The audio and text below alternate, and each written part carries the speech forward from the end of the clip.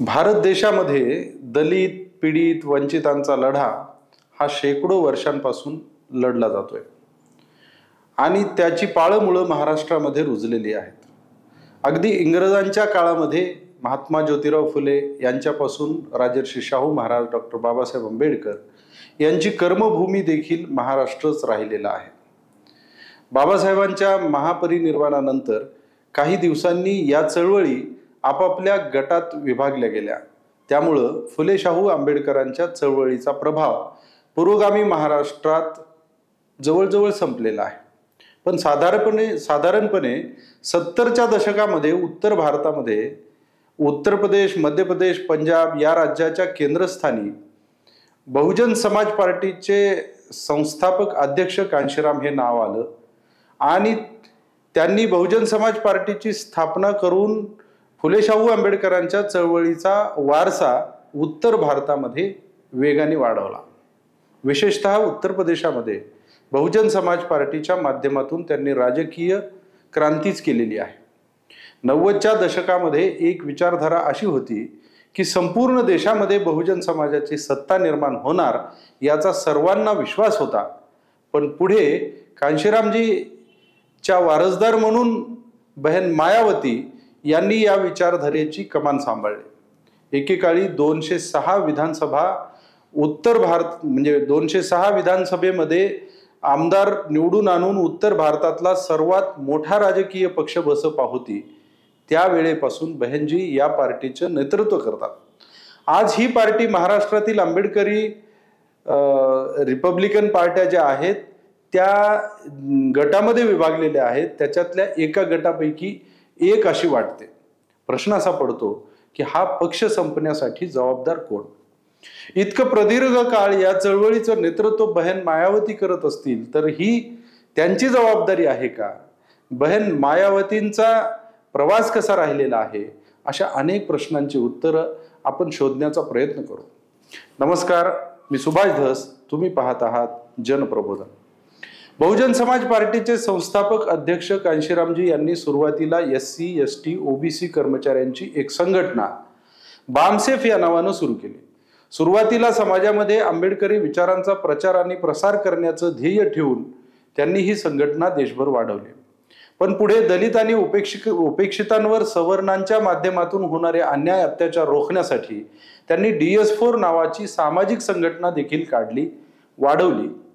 पुढे डॉक्टर बाबासाहेब आंबेडकर यांनी म्हटल्याप्रमाणे राजकीय सत्ता ही एक अशी गुरुकिल्ली आहे की जिच्या माध्यमातून आपण विकासाची सर्व दारं उघडू शकतो असा विचार करून 1984ला बहुजन समाज पार्टीची स्थापना करण्यात आली.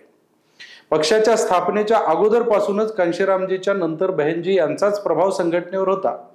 1984 ते 89 पर्यंतच्या निवडणुका ज्या झाल्या त्या निवडणुकांमध्ये बसपाला फारसं यश मिळालं नाही. या पार्टीच्या उमेदवारांना अगदी कांशीराम मायावती यांना सुद्धा सायकलवरून त्यांचा प्रचार करावा लागे यावरून त्या पक्षाची त्यावेळेसची ताकद आपल्या लक्षात येते. पण 1989 मध्ये उत्तर प्रदेशामध्ये विधानसभा निवडणुका झाल्या आणि इथपासून बसपाची घोडदौड सुरू झाली. पहिल्यांदाच बसपाने 13 विधानसभा जागा जिंकल्या आणि राज्यातील 4थ्या क्रमांकाचा मोठा पक्ष बसपा झाला. त्यानंतर मात्र हा पक्ष वाऱ्याच्या वेगानं उत्तर प्रदेशात वाढला. या वाढीमागं कांशीराम यांनी केलेला राजकीय तडजोडी हेच महत्वाचं कारण होतं हे आज आपल्याला म्हणावं लागतं. 1991 मध्ये तत्कालीन जनता दलाचे नेते मुलायमसिंग यादव यांनी उत्तर प्रदेशाच्या मुख्यमंत्री पदाचा राजीनामा दिल्यानंतर तिथे निवडणुकांची घोषणा झाली. भारतीय जनता पार्टी नुकतीच अटल बिहारी वाजपेयी आणि लालकृष्ण अडवाणी यांच्या नेतृत्वाखाली हिंदुत्वाची लाट देशभरामध्ये निर्माण करण्यात यशस्वी झाली होती. अडवाणींच्या रथयात्रेवर अयोध्येत झालेल्या गोळीबाराचा परिणाम म्हणून राज्यात भाजपने मुसंडी देखील मारली होती आणि कल्याण सिंग हे त्यावेळी उत्तर प्रदेशाचे मुख्यमंत्री झाले. दरम्यान ऑक्टोबर 1992 मध्ये कांशीराम यांच्या सल्ल्यानुसार मुलायमसिंग यादव यांनी समाजवादी पार्टीची स्थापना केली आणि डिसेंबर 1992 मध्ये बाबरी मशिदीचा ढाचा कारसेवकांनी पाडला. केंद्र सरकारनं या पार्श्वभूमीवर उत्तर प्रदेशामधलं सरकार भाजपचं जे सरकार होतं ते बरखास्त केलं. 1993 या वर्षी पुन्हा एकदा उत्तर प्रदेशामध्ये विधानसभा निवडणुका झाल्या आणि यावेळी मात्र समाजवादी पार्टी आणि बहुजन समाज पार्टी यांनी युती करून निवडणूक लढवली. आणि या युतीमध्ये मुलायम सिंग यादव मुख्यमंत्री झाले. सपाला 109 तर बसपाला तब्बल 67 जागा मिळाल्या होत्या. पण वर्षभरातच सपा बसपा या युतीमध्ये मतभेद झाले. 1 जून 1995 रोजी मायावतींनी मुलायम सिंग यांचा पाठिंबा काढला आणि स्वतःच मुख्यमंत्री पदाचा उमेदवार असल्याचं पत्र राज्यपालांना दिलं. भाजप, काँग्रेस आणि जनता दल यांनी बसपाला बाहेरून पाठिंबा देऊ केला. हे त्यांनी युती तोडण्यामागचं कारण होतं. दरम्यान 2 जून 1995 रोजी राजकीय इतिहासातील सर्वात वेदनादायी घटना लखनौ येथील गेस्ट हाऊसच्या परिसरामध्ये घडली. मायावती या गेस्ट हाऊसवर आमदारांची बैठक घेत असताना सपाच्या गुंड प्रवृत्तीच्या समर्थकांनी गेस्ट हाऊसवर हल्ला चढवला. सर्वांना धक्काबुक्की करण्यात आली आणि मायावतींना देखील अपमानित करण्यात आलं. असं सांगितलं जातं की त्यांना त्यावेळी मारहाण झाली, अश्लील शिवीगाळ झाली, त्यांचे कपडे देखील फाडण्यात आले. 3 जून 1995 रोजी मायावती यांनी उत्तर प्रदेशाच्या मुख्यमंत्री म्हणून सूत्र स्वीकारली. अशा प्रकारे देशातील पहिल्या दलित मुख्यमंत्री म्हणून त्यांची इतिहासामध्ये 95ला नोंद झाली. मायावतीच्या मुख्यमंत्री पदाचा कार्यकाल फक्त 5 महिन्यांचा राहिला. प्रत्येक पक्ष आपापल्या वाटेने निघून गेला. 1996ला पुन्हा निवडणुका झाले. यामध्ये सर्वात मोठा पक्ष भाजप होता. भाजप 174, सपा 110 आणि बसपा परत 67 असं पक्षीय बलाबल होतं. सत्तेचा पेच पुन्हा निर्माण झाला कारण भाजप सपा बरोबर युती करू शकत नव्हतं आणि गेस्ट हाऊस प्रकरणानंतर सपा आणि बसपा हे एकत्रित येणं शक्य नव्हतं. काही दिवस राष्ट्रपती राजवट लागली आणि नंतर भाजप आणि बसपामध्ये 6 महिन्यांचा सत्तेचा फॉर्म्युला ठरला. पण येथे कांशीराम यांनी वाटाघाटी करत सुरुवातीला बसपाचा मुख्यमंत्री होईल अशी अट टाकली. ती भाजपाने मान्य देखील केली आणि मायावती दुसऱ्यांदा मुख्यमंत्री बनल्या. पण ज्यावेळी 6 महिने संपले आणि कल्याण सिंग यांना पाठिंबा द्यायची वेळ आली त्यावेळी बसपानं भाजप दलित विरोधी असल्याचं सांगत त्यांना पाठिंबा देण्याचं नाकारलं आणि पुन्हा सरकार पाडलं. 2002ला परत एकदा भाजपने मायावतींना पाठिंबा देऊन मुख्यमंत्री केलं. असं केल्यानं काँग्रेसची दलित वोट बँक कायमची संपेल असा भाजपाचा प्रयत्न होता आणि संघाचं देखील तसं सांगणं होतं. पण यावेळी देखील 1 वर्षानंतर पुन्हा सरकार पडलं. असा बहनजींचा प्रवास अगदी अगम्य असा राहिलेला आहे. पण 2007च्या निवडणुकीमध्ये मात्र बसपानं 400 पैकी 207 जागा जिंकून एक हाती सत्ता मिळवली आणि बहनजी पुन्हा मुख्यमंत्री झाल्या. त्यांनी 5 वर्ष हे पद सांभाळलं. या कार्यकाळामध्ये बहुजन समाजाच्या हिताच्या अनेक योजना उत्तर प्रदेशामध्ये त्यांनी राबवल्या. राज्यातील गुंडगिरी संपवण्यासाठी कठोर पावलं उचलली. 1960च्या दशकानंतर मायावती यांनीच पूर्णपणे 5 वर्षाचा कार्यकाल उत्तर प्रदेशामध्ये मुख्यमंत्री म्हणून पूर्ण केला. 2012च्या पुढच्या निवडणुकीत मात्र बसपाचं संख्याबळ 80वर आलं. तिथे सपा प्रमुख पक्ष बनला. अखिलेश यादव मुख्यमंत्री झाले.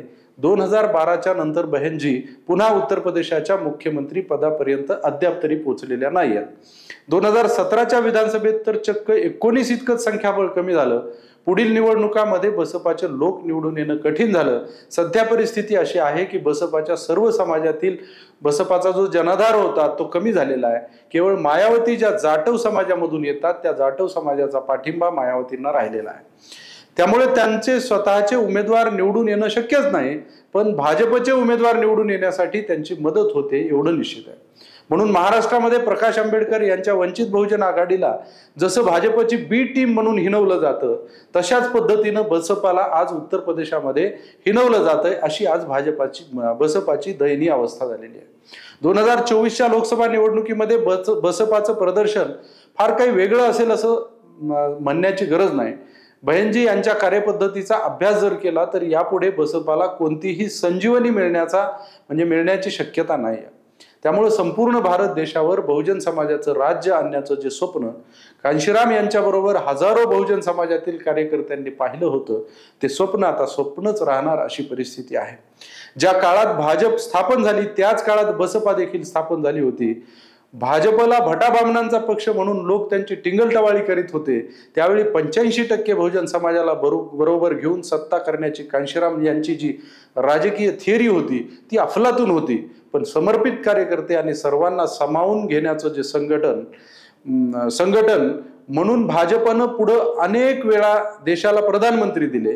पण केवळ एकाच व्यक्तीचं पक्षावरचं प्रभुत्व आणि नवीन कोणतीही गोष्ट स्वीकारण्याची तयारी नसणं हे बहुजन समाज पार्टीच्या आजच्या अवनतीचं कारण आहे, असं अनेक जण म्हणतात. गेस्ट हाऊस प्रकरणानंतर मायावतींनी बाहेर फिरणं जवळजवळ बंद केलं. देशभरामध्ये कांशीराम प्रवास करायचे, तसा प्रवास मायावतींनी न केल्यामुळे देशभरातील कार्यकर्त्यांनी त्यांची साथ सोडली आणि आज उत्तर प्रदेशातील जनतेनं सुद्धा त्यांची साथ सोडल्याच जमाय. फुले शाहू आंबेडकर यांच्या विचारांवर उभा राहिलेला हा पक्ष बहनजींनी स्वतःच्या राजकीय महत्वाकांक्षेसाठी वापरला असा प्रश्न विचारला जाऊ शकतो. कारण गेल्या 30 वर्षामध्ये बसपानं एकही राष्ट्रीय नेता निर्माण केलेला नाहीये. वंचित उपेक्षितांना न्याय देण्यासाठी हजारो लाखो कार्यकर्त्यांनी वाढवलेला हा पक्ष अशा पद्धतीनं रसातळाला जाणं हे कुणालाही अपेक्षित नव्हतं. बहनजी केवळ राजकारणात गुंतल्यामुळं, पार्टीच्या केडरकडं पाहिजे तेवढं लक्ष त्यांनी न दिल्यामुळं, त्यातच भाजपाची सत्ता आल्यानंतर बहुधा त्या चौकशीच्या फेऱ्यांमध्ये अडकल्या.